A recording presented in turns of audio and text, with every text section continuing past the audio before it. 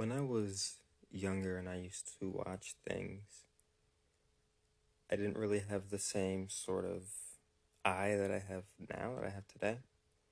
Of course, when I was younger, I was a lot less, uh, you know, the word woke has changed very much over the past few years, so I don't really like to use it, but for lack of a better word, woke, aware. I was less aware when I was younger, obviously, about just the world and my place in it. And, So also when I consumed media, not that my consumption of it was surface, but there wasn't that specific layer that was added onto it.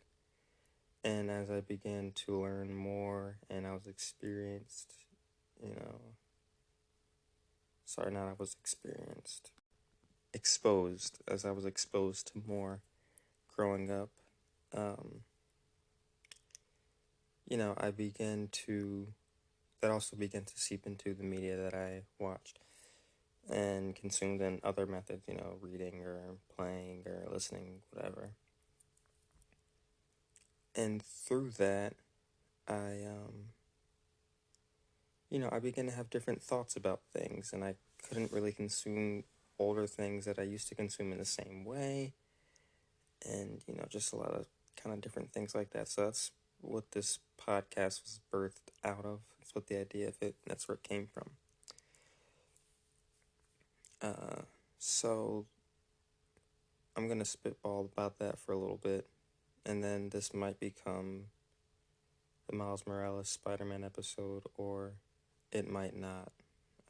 I'll just see where it goes. I guess I'll tell you a little bit about me as an individual. Because why listen to me? Why does my experience matter?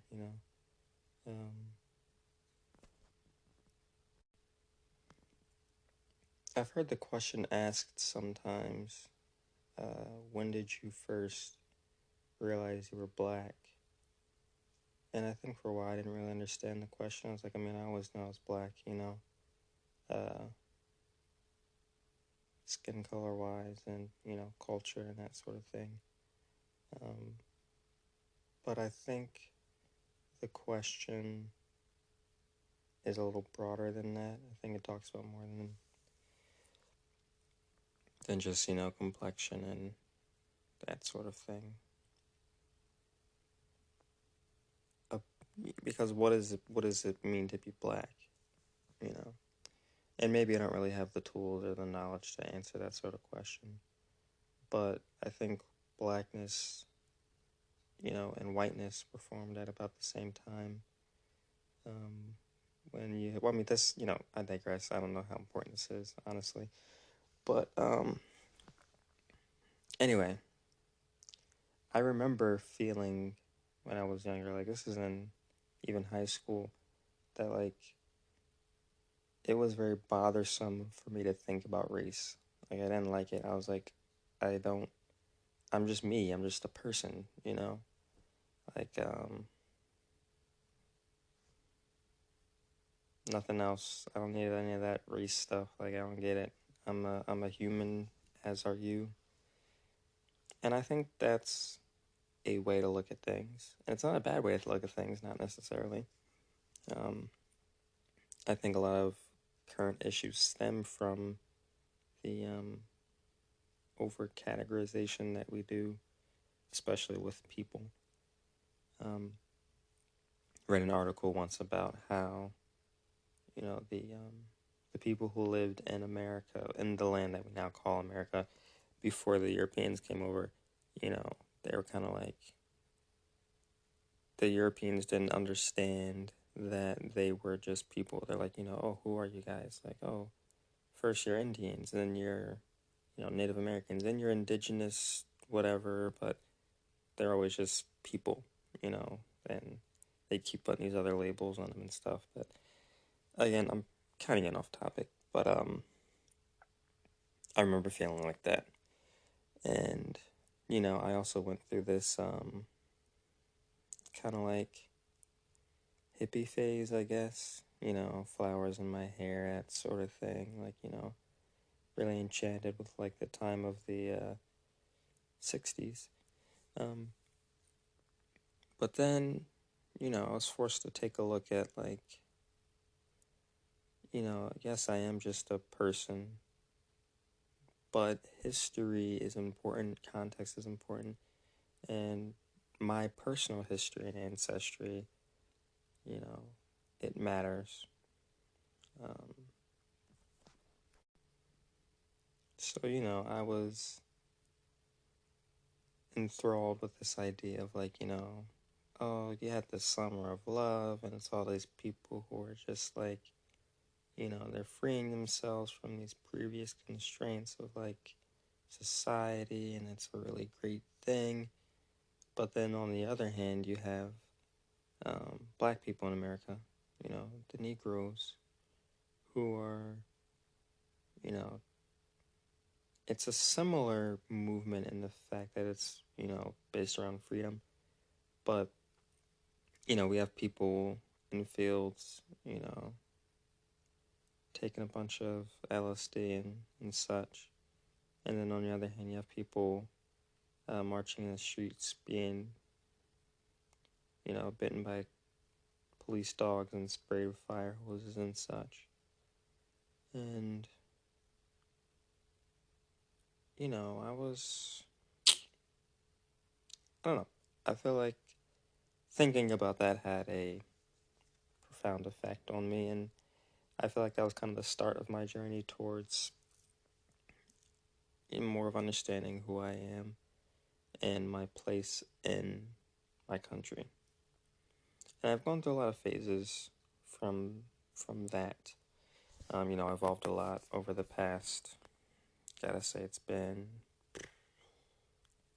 5 going on 6 years now that I've been on this journey of, you know, just getting older, journey of life. I mean, I've been on the journey of life 24 years now, almost 24. Anyway, so yeah, that's a little bit about kind of my journey so far into understanding the blackness that was, put on me. Black as in, I mean, you get it. You get it. If you don't get it,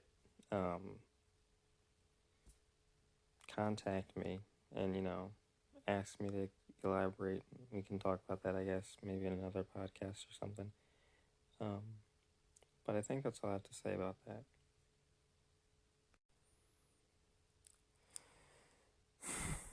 Yeah, I don't know how long I want these to be yet.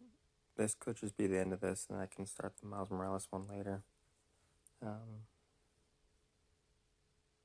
but yeah, I also feel like I've been hesitant to start like actually talking about things because I don't have another person to kind of bounce ideas off of and stuff. But I also don't want that to stop the process.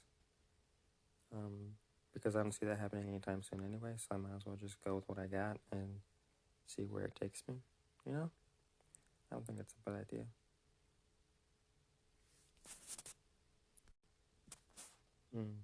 But I'll tell you guys a little bit about where I'm at currently. So for at least the last, like, 2 or 3 years, if not, no, I'd say 2 or 3 is when it's kind of got, like, full, like, complete 100%. I feel like I'm very pro-black now, not just a lot of my ways of thinking, and I'm also a leftist. I mean, I don't really like to label myself with things like that, but I do believe in, like, you know, general leftist ideology and policy and that sort of thing. Because I feel like, in my understanding and my research and my learning over the past few years, I've learned a lot about, essentially capitalism being modern day slavery and, yada yada down that tangent that we're not going to go down just yet. Um, so I feel like I'm a leftist just because I'm so very like pro, you know, community and pro black people in general. Um,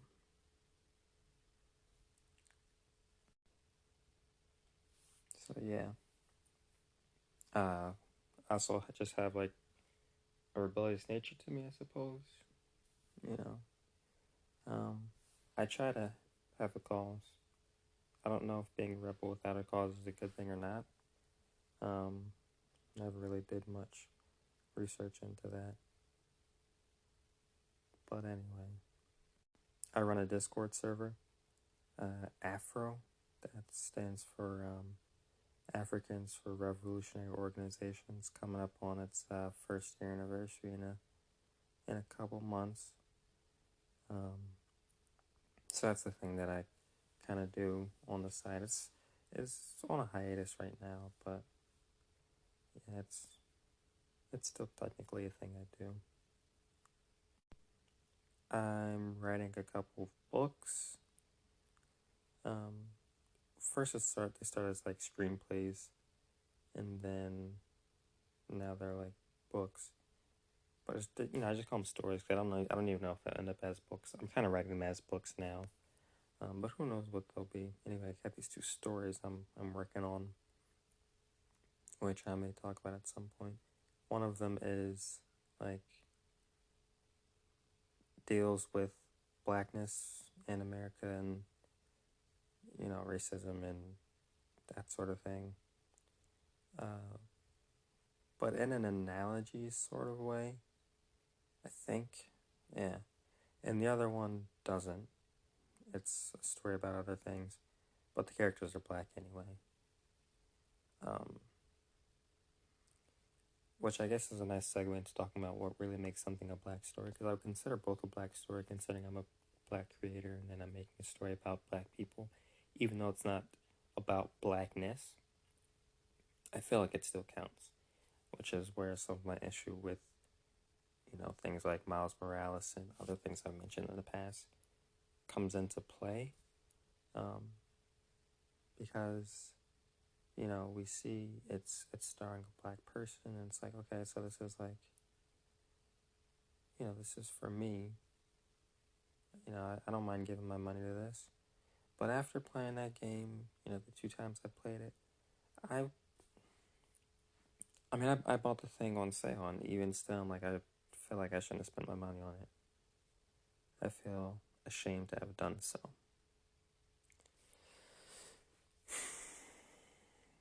Yeah. So they are both black stories, but I feel like those are like the two different types of black stories. There may be more, but those are the two that I'm thinking of right now. You got black stories that are just, by black people, for black people. Not even necessarily for black people, but, by black people. And, it's black people. And then you have the ones that are like about blackness and the history of that and the future of that and the present of that. The Hate You Give is a movie that I saw recently that's kind of like, about the present of it. And I did not very much like that movie. But this brings up another thing that I want to talk about. I'm saying a lot of like, I didn't like and this negative and that blah blah blah blah.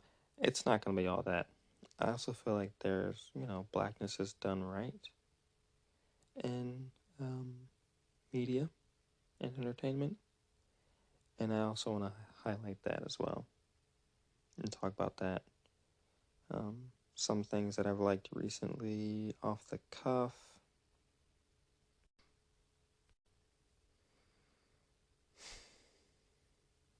Hmm. Actually, can't think of anything, and I don't know if that's because I'm tired because it's 1 a.m. or if that, just nothing comes to mind just yet. But one thing that I think I'll talk about at some point is Disney's The Lion King remake. I personally don't like any new Disney remakes. All these are terrible. But I know that people like particularly hate the Lion King one. They're like, it's egregious what you guys did to the Lion King. And honestly, in my personal opinion, that's one of the better ones. I'm not just being contrarian there either. Like, the hyper realism is a way to do things. Like, I can see why Jon Favreau decided to do that. I personally don't agree with it. But everything else about the movie I thought was cool. It was just a complete retread of the original, just with all the life and soul sucked out of it, of course. But I like that it's like, black voice actors, very cool.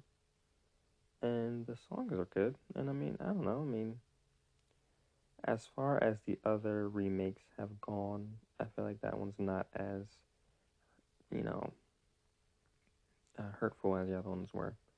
I don't know if hurtful is the right word there.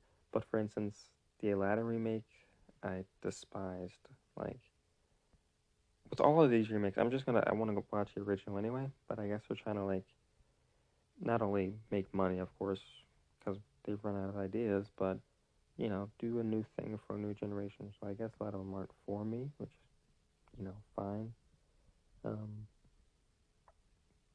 But yeah, The Lion King, that one thought that was fine. Still bad, of course, but not as bad as the other ones. I didn't like the Jungle Book one, but I appreciated that they were trying to do something different.